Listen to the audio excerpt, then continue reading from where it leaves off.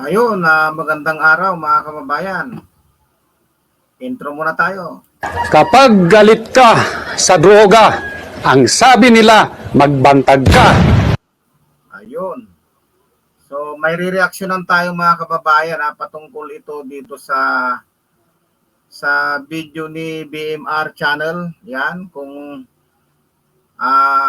hindi pa kayo subscriber kay BMR channel, pa-subscribe ang kanyang channel at siyempre, wag niyo rin pabayaan hindi kayo naka-subscribe sa akin. Ayan. So re-reactionan natin itong naging desisyon ng ombudsman.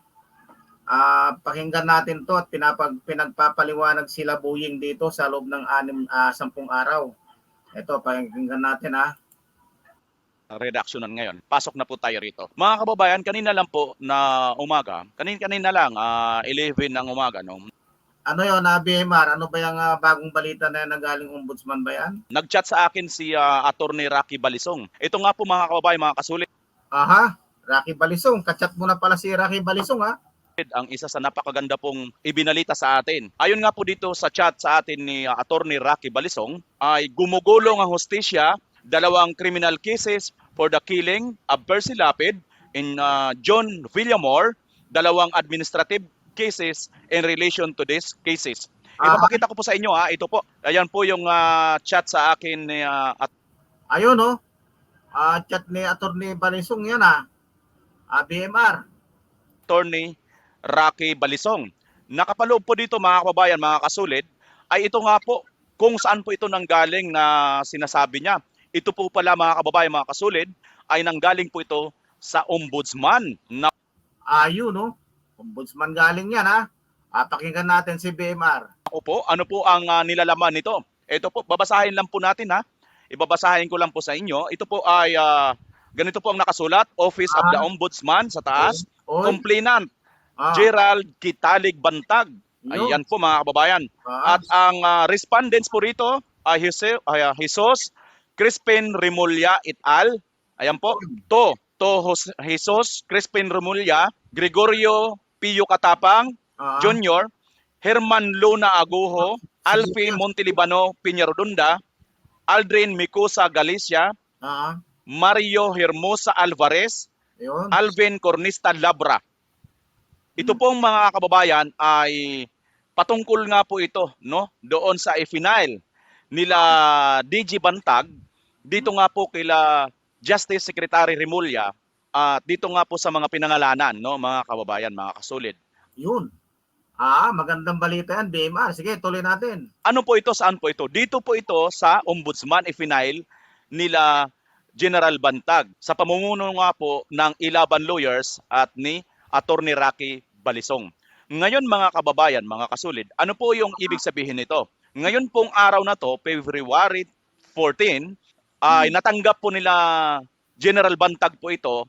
Malamang ngayon po natanggap din po ito ni Secretary Remulla. Ngayon po mga kababayan, pag hindi po sila, mayroon po silang 10 araw na dapat sagutin po nila ito. Pag hindi po nila ito sinagot sa loob ng... wait lang BMR wait lang. Ka sa droga, ang sabi nila, magbantag ka. Okay, sige. Magkakaroon na po ito ng resolution. Gugulong na po itong kaso. Sandali, ulitin natin. Hindi ko masyado naintindihan. Ayan. 10 araw, magkakaroon na po ito ng resolution. Yun. Gugulong na po itong kasong ito na isinampa nila General Bantag, dito nga laban kila DOJ Buying Remulla at kila Katapang at dito nga kila Agujo, patungkol nga rito sa 2 killing cases na pinail nila. Magandang balita dyan, BMR, kay Bantag. Magandang balita yan. Dito nga po sa ombudsman. So ang nangyayari ngayon mga kababayan, doon sa kabila, ang ikinaso nila DOJ Remulla, kampo ni Percy Lapid, dito nga kila Gerald Bantag, ay same din po ito na ikinaso naman nila General Bantag, papunta naman doon naman kila Remulla at mga kasama. At ito ay didinggin naman dito sa ombudsman. Ano po ang mangyayari nito mga kababayan? Nakikita nyo po, di ba? Naalala nyo Ah. na ilang beses po nag-file ng motion at nagmo-motion po ang Oo, tama. Nag-motion yan si DJ Bantag. kampo nila General Bantag para nga po dalhin sa ombudsman itong kaso na i-file doon sa DOJ. Tama. Tama yan, BMR, tama. Ngayon po, ang nangyari, nag-file na po ng counter affidavit ang kampo ng nila General Bantag at ngayon nag-aantay na lang din po tayo ng resolution dito kung ano po ang magiging result magmumula sa DOJ. Pero ito naman ngayon, in kabilang kampo, ito nga ay mayroon naman manggagaling sa ombudsman na kinakailangan sagutin naman ng kampo nila Remulla dito sa ombudsman. At ito, 10 araw din. So February 24, kinakailangan mag-submit po sila ng kanilang, it's either counter affidavit or kung ano man ang kanilang isasubmit dito. Magpa-file din ba sila ng... So, sa madalit sabi, BMR, kahit papaano, may magandang resulta sa ombudsman. Okay, tuloy natin. Motion, kung ano man, abangan po natin yan mga kababayan. So ibig sabihin, ito na po ay gumugulong po ang hustisya para kay DG Bantag.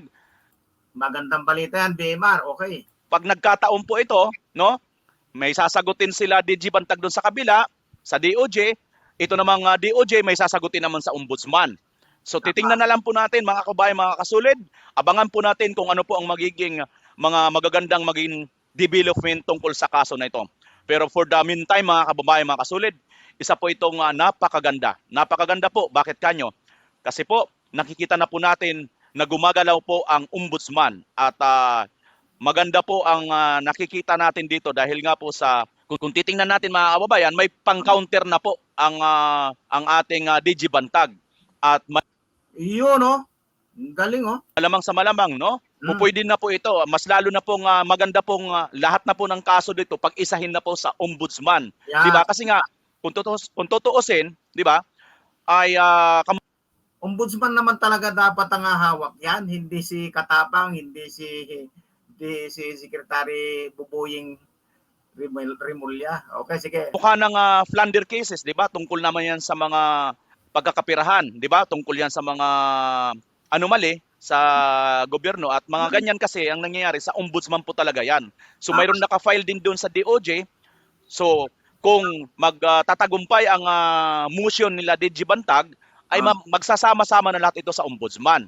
'Di ba mas maganda para mawala na po talaga yung agam.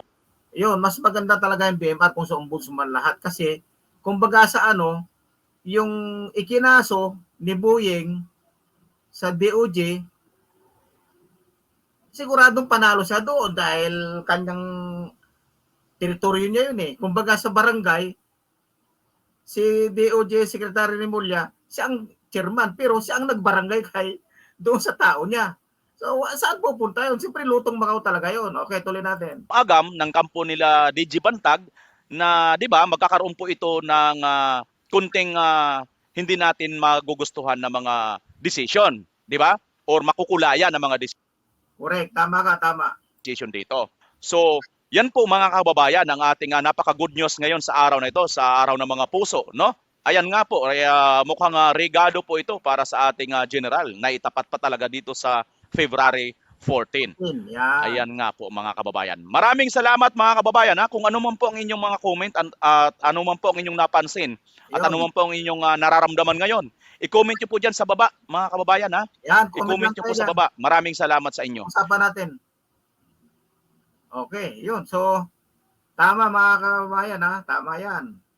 Dapat lang talaga na ombudsman na ang hawak dyan para mawala yung bias o bypass na sinasabing investigasyon, mabypass si DJ Bantag. So, okay, kung nag-subscribe na kayo kay BMR channel, pa-subscribe na rin ang channel natin. Alright? Ka sa droga, ang sabi nila, magbantag ka.